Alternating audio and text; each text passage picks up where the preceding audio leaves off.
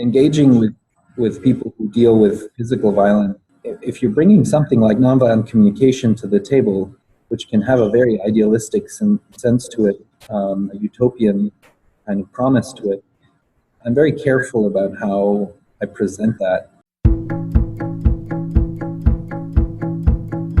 For me, it doesn't mean that it's less valid in some sense, or less useful.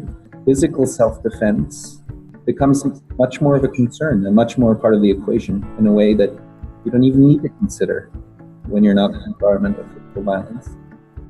Recently in Uganda, we're going to Somalia. Their mission, the Amazon mission, has a very aggressive mandate.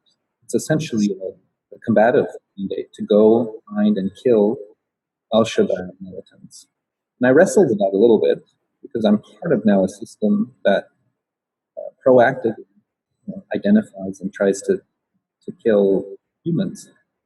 On the other hand, the piece that I do is I come into they have about 3 or 4 months worth of preparatory training that is provided by the international community. And I come in for 5 days to talk about the nonviolent options along that path. When I'm there, it's clear to me that there are spaces in which this is going to be really useful to them, and then there are spaces in which this is not. And I was recently, in the recent Uganda trip I took, I was witness to a live fire exercise. So this is when they stage a raid of a barricaded compound, and they use actual machinery and fire, something around 2 million bullets. These are AKs, assault rifles, automatic weapons, concussion grenades, loud. It's the first time I've had so much firepower feet away from me. It was literally, I was almost in the crossfire watching this.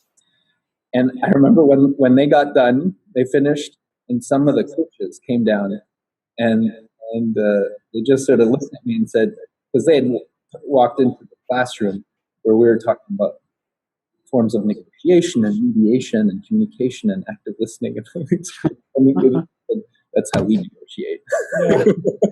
That they are dealing in an environment that I cannot relate to, and that my tools are not completely, what I bring to the table wasn't developed out of this particular environment and this circumstance. It has something to contribute, and they make that clear. They're quite receptive to what we bring. But they do live in this life or death realm that I'm privileged not to experience in the same way.